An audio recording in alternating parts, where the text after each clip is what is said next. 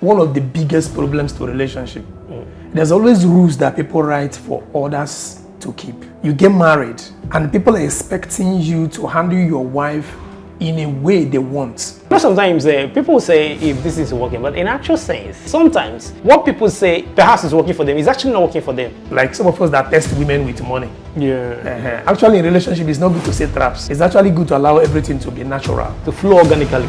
Exactly. Inviting other people into the spirituality of choosing a wife will bring heavy loads of confusion into you.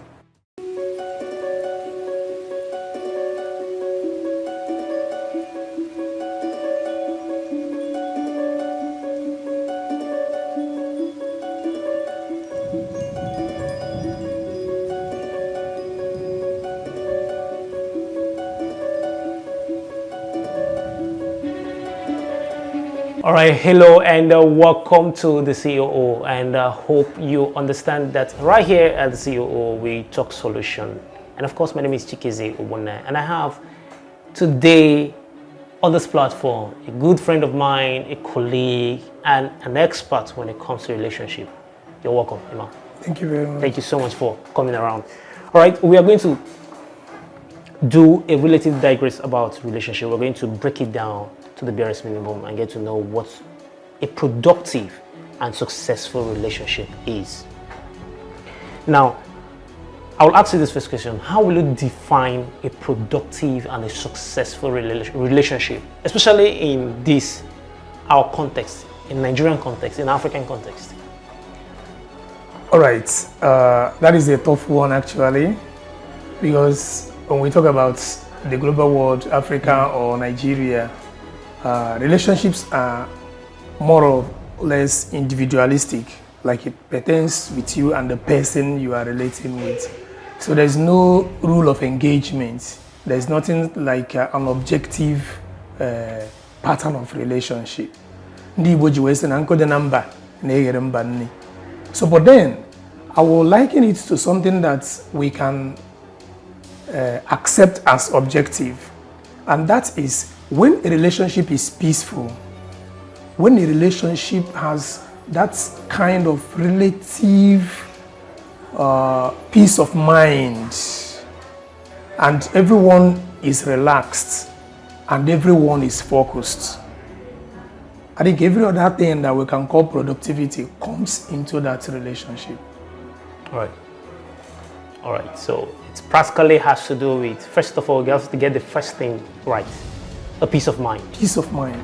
Absolute. Absolute peace of mind. But do you think it's possible to achieve absolute peace of mind? Yes, it's actually possible. Why it most times becomes difficult to find what I call absolute peace of mind is when there is a lot of expectation from the partners in their corners. One is, I am an individual that have my own capacities and my incapacities. And then that is the same with my partner. I don't have to expect my partner to be like me. So when I know that my partner has a peculiarity, that must not be something that happens the way I want it. If I accept that, then there is peace. You understand? And knowing fully well that there will be growth. Growth is very stable and consistent. So expecting that growth will also give me that peace. But when I try to lie to myself by denying the fact that my partner will grow, develop, absorb some new trends and character, I will keep fighting my partner to remain the way I want my partner to be. And within that space, I will not have peace. So in essence, you're saying that practically it's more like a constant, a consciousness that is constant. Exactly. And a consciousness that you need to, and the fact that you need to always pay attention to the fact that change is constant. Exactly. Wow. All right. You think there's a place of society expectations, especially in a place like Nigeria, when it comes to, especially in a place like Nigeria, on how relationships are shaped? Yes. There is, and that is one of the biggest problems to relationship.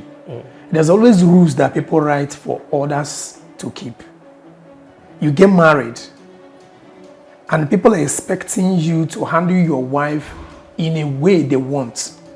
It begins with family members, extending to your friends, and extending to neighbors and office colleagues or work colleagues.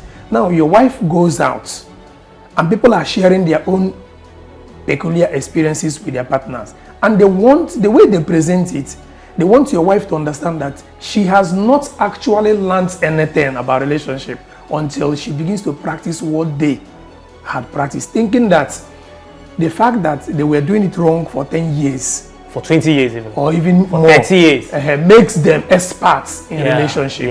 But that is peculiar with them. If it is working for them, it is working for them. You are not married to their husbands.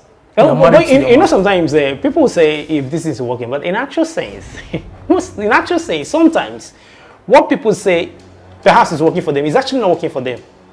Like in the actual sense of working. Because, okay, I think there is sometime in a long past, Pope John Paul II said something about pretense. In one of his letters, he wrote something about pretense, that at 5, everybody is pretending. From the age of 5, everybody is pretending. So people come out most times to write a story that is so befitting about themselves.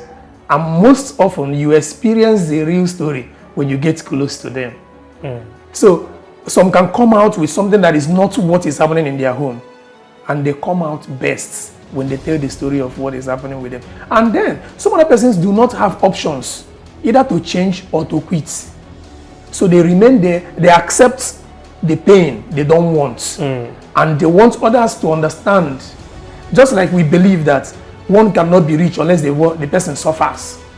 Any medicine that is not bitter is not effective. You know, the Nigerian factor that everyone must go through painful process in order to become better. Whereas some other persons gets better without going through all those herculeous processes. So that's the same thing they come to tell you in relationship. They want you to know that he has to be tough. Your husband has to do this, and then even the ones you may not want to forgive, they want you to understand that you have no option than to accept it, even if you don't forgive it. So what I'm actually trying to say here is that the society has gone a long way in messing people up in their relationships. And we, who are in relationships, have accepted those things without sitting back to ask ourselves, what do we want from this relationship? If you know what you want, that is knowing your destination.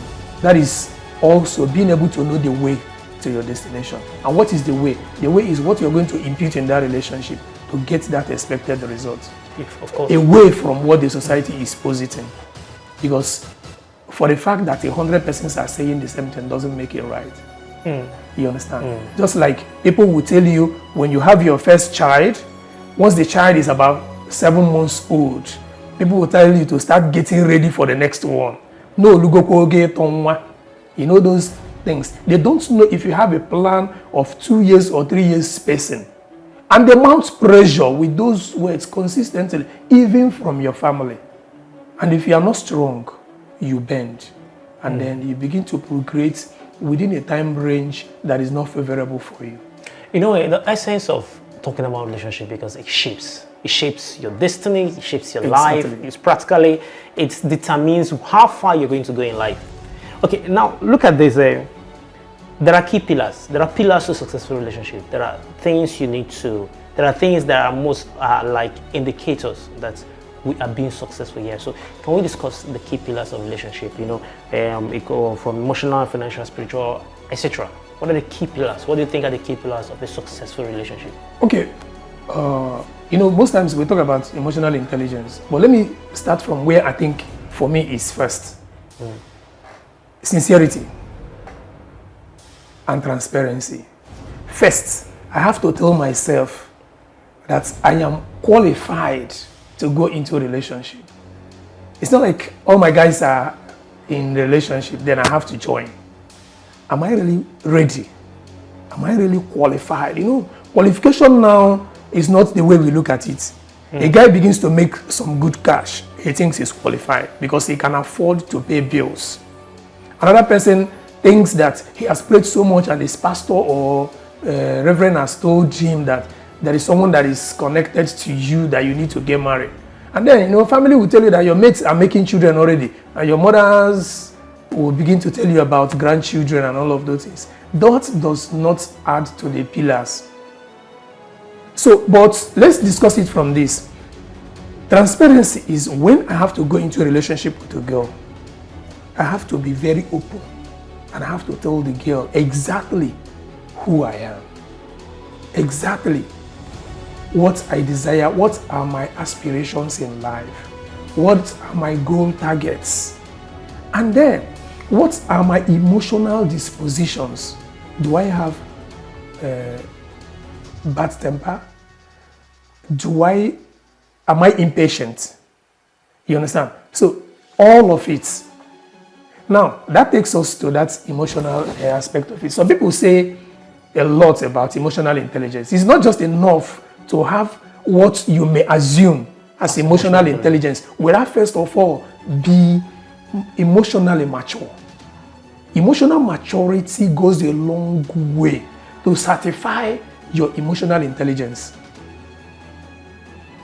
You could be 23 and you are emotionally more mature than someone who is 30 years old. Whereas the person may have read all the books on emotional intelligence and he has them, but he doesn't have the maturity to put it into practice. And you may not have read any book, but you have actually learned primarily from your parents and then from people and your friends too.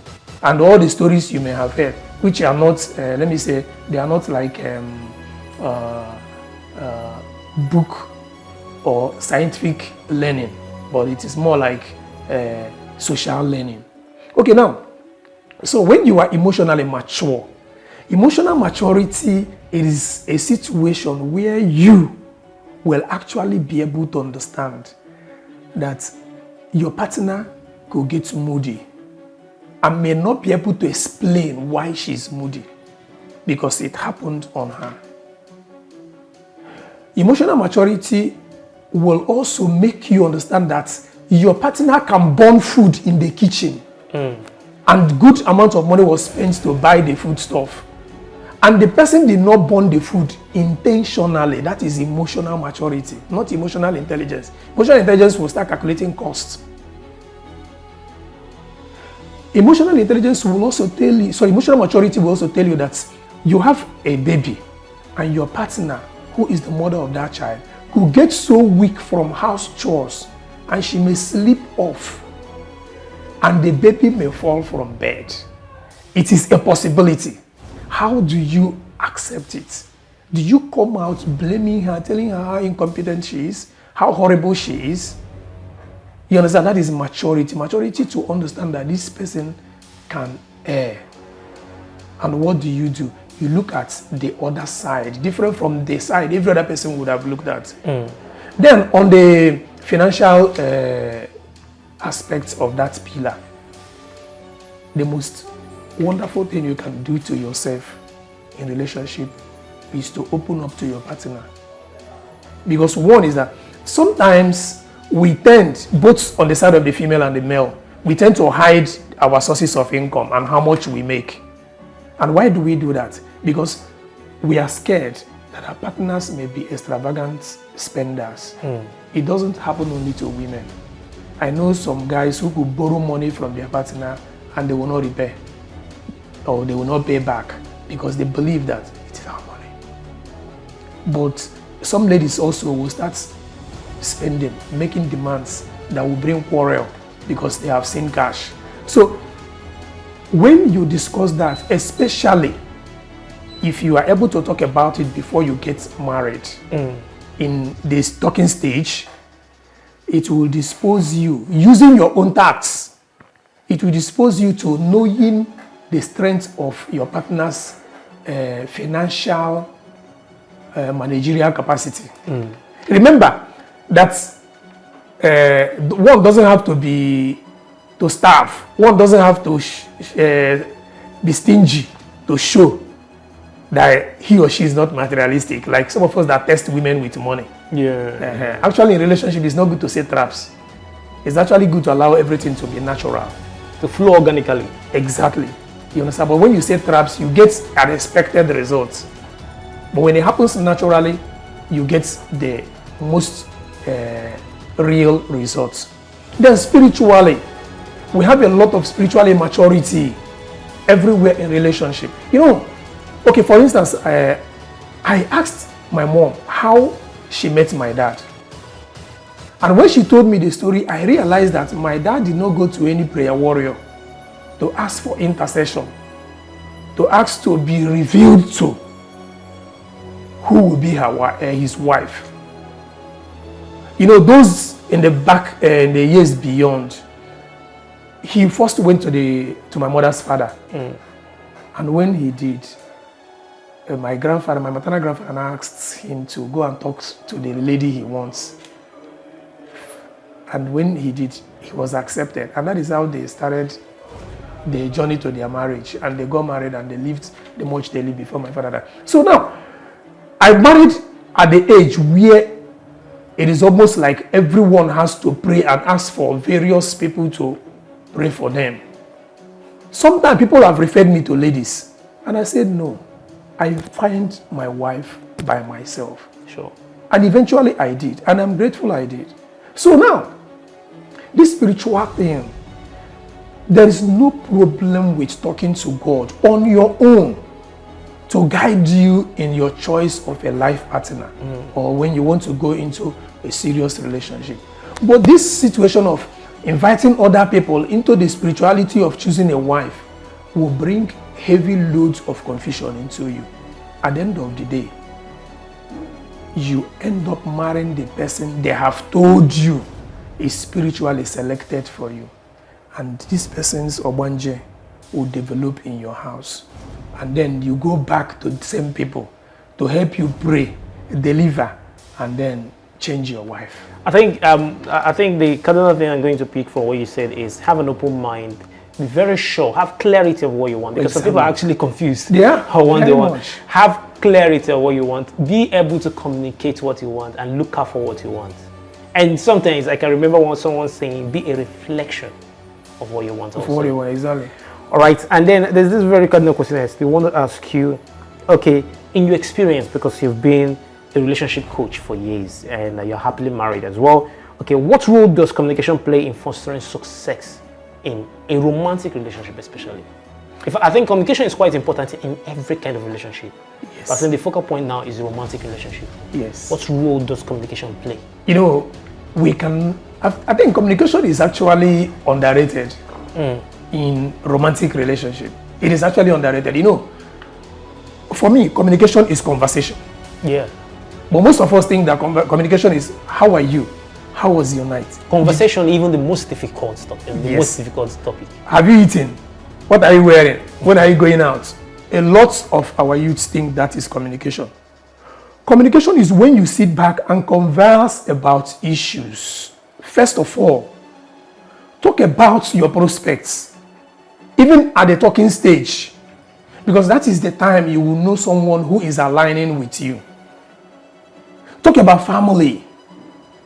As much as you may not come out to begin to disclose the negative aspect of your family, every family has something negative they don't want to give to the outside society. Of course. But you may not have to come out with that. But then talk about family. Let the person talk about his family. It is from that conversation you will be able to know the relationship your partner has with his parents and siblings.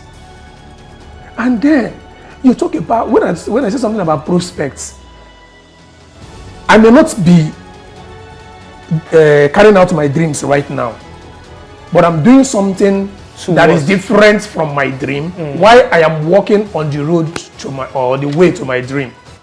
So bringing that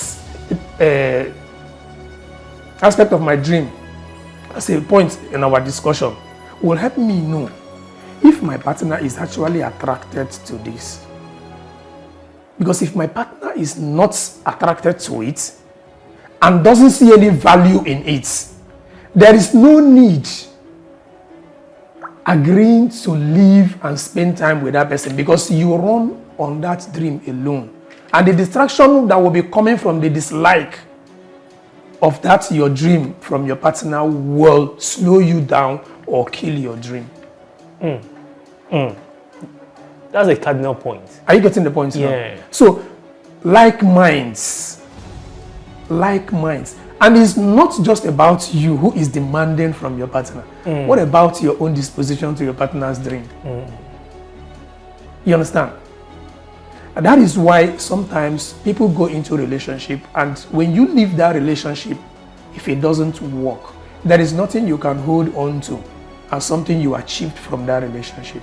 There is no investment. People think that the only investment that they make is when you pay school fees for someone. You can pay school fees and the person will still come back and fail exams. You understand? You can direct someone on a talent you have seen in that person that the person is not even looking at. You understand? So this is where communication plays a vital role. And then, when you get married, children will come. If you don't talk about how you will raise you, first of all, how many do you want to have? How do you want to space them? What is the level of education you want to give to them? Education is not only about taking them to a particular kind of school, but from whom? Those basic primary education that children get from the house. How do you partner together so that one doesn't become the wicked mother and the other one is a good father? And the other, in the other way of, as an inverse case, where the father becomes the demon and the mother is the Mother Mary. You understand? So you align. When a child errs, the same thing, if you are not certain what the father will respond, let the decision wait until your partner is around so that you two will sit. And it will make the children understand that their parents are united in this decision. And it will help you also to direct them in the path they will follow. Which means when you are able to do that, you will have raised the children you will not have to worry for when you are about to leave the earth. When you have investment, you won't be worried. And then, there are other people that your communication will center on. And those are the people I call the externals. From the direct parents to your siblings, both ways. How much they spend in your house, what you give to them, and your relationship with them is supposed to be a collective conversation that you have in the house. So no one gets a preferential treatment while the other group suffers in the hands of the other person. It will help the family to grow. All right, thank you so much. I think we might not really exhaust everything, and then I think we'll have to plan for part two. Okay. Because I want to ask you the last question for this part one before we wrap it up for this one, because there's a lot to talk about. And then the very last question I want to ask is, how important is shared vision or purpose between partners, and how can couples build this? It is as important as coming together. If you cannot share vision, don't come together. If you cannot share vision, I hope someone may not misunderstand sharing of vision. Like, I don't have to become your vision, but I can understand your vision. How do I understand your vision? By listening to know what your vision is.